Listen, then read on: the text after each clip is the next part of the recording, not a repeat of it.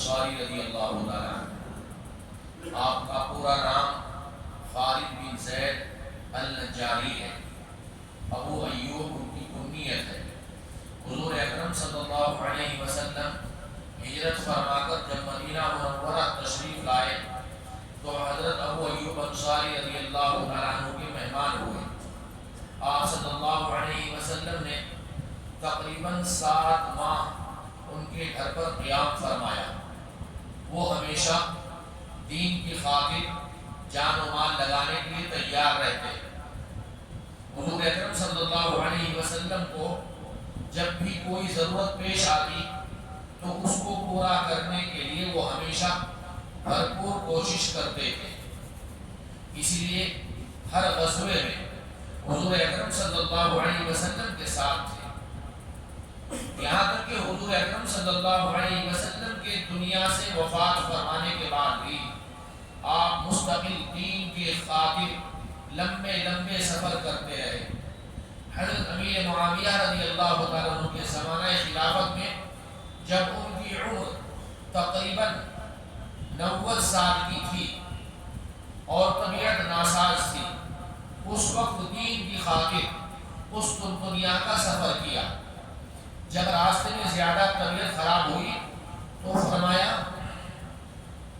میں نے حضور اکرم صلی اللہ علیہ وسلم سے سنا ہے کہ جو اللہ کے راستے میں اپنے گھر سے جتنے دور جا کر مرے گا، قیامت کے دن وہ اتنا ہی مجھ سے قریب ہوگا۔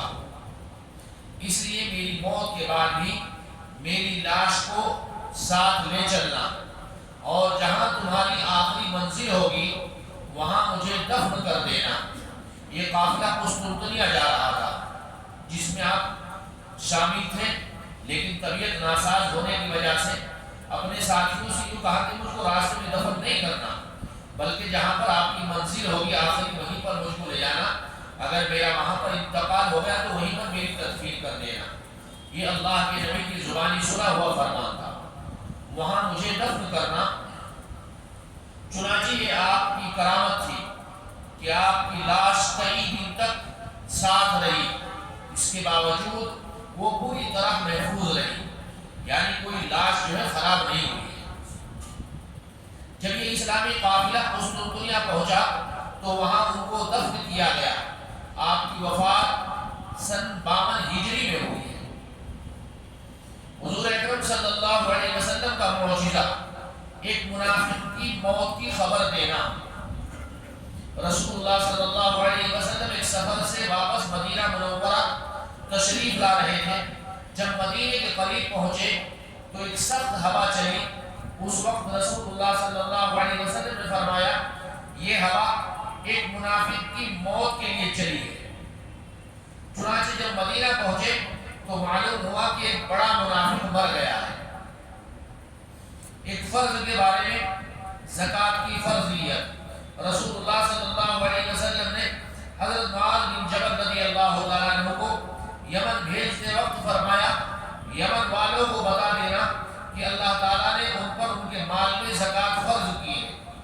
اگر کسی کے پاس نصاب کے برابر مال ہو تو اس میں سے زکوٰۃ ادا کرنا فرض ہے۔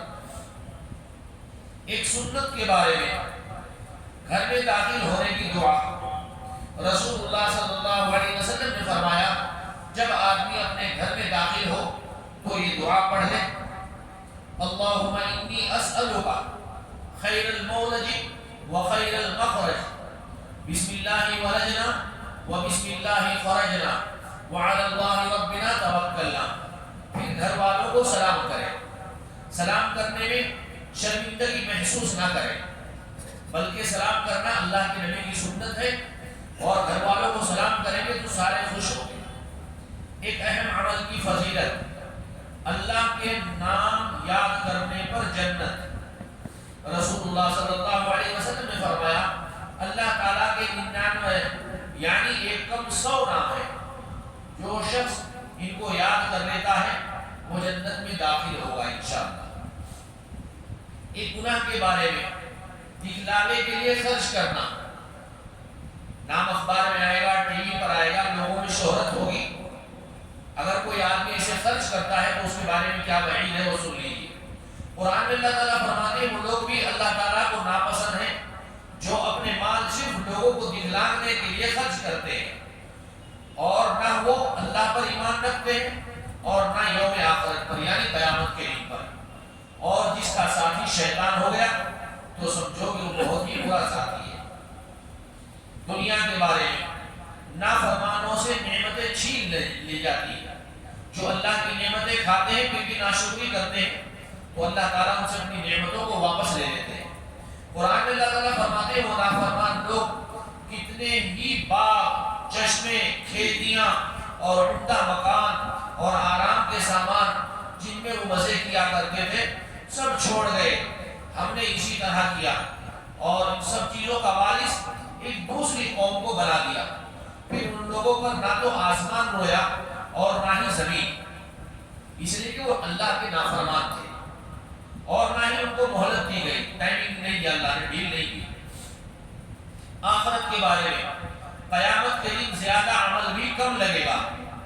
رسول اللہ صلی اللہ علیہ وسلم نے فرمایا اگر کوئی اپنی پیدائش کے دن سے موت کے دن تک برابر اللہ تعالیٰ کو خوش کرنے کے لیے مسجد میں پڑا رہے تو قیامت کے دن اپنے اس عمل کو بھی وہ بہت کم سمجھے گا اور تمنا کرے گا کہ اس کو دنیا میں بھیج دیا جائے تاکہ زیادہ سے زیادہ اجر و ثواب حاصل کر سکے۔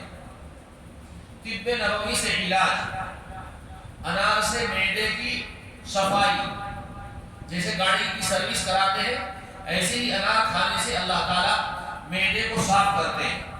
رسول اللہ صلی اللہ علیہ وسلم نے فرمایا انار کو اس کے اندرونی چھلکے کے سمیت کھاؤ، جو اندر وائٹ کلر کا چھلکا رہتا ہے اس کو بھی کھاؤ کیونکہ یہ معدے کو صاف کرتا ہے۔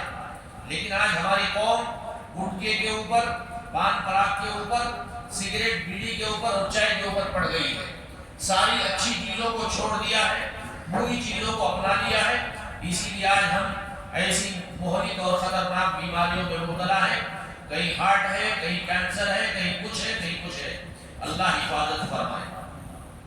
علامہ ابن قیم رحمۃ اللہ علیہ فرماتے ہیں کہ انار جہاں معدے کو صاف کرتا ہے وہیں پرانی کھانسی کے لیے بھی بڑا کارآمد پھل ہے۔ اللہ ہم کو انار کے استعمال کی توفیق عطا فرمائے۔ سبحان اللہ بحمدہ، سبحانک اللہم وبحمدک، ونشہد ان لا الہ الا انت، نستغفرک ونتوب الیک۔ سبحان ربک رب العزۃ عما یصفون، وسلام علی المرسلین، والحمد للہ رب العالمین۔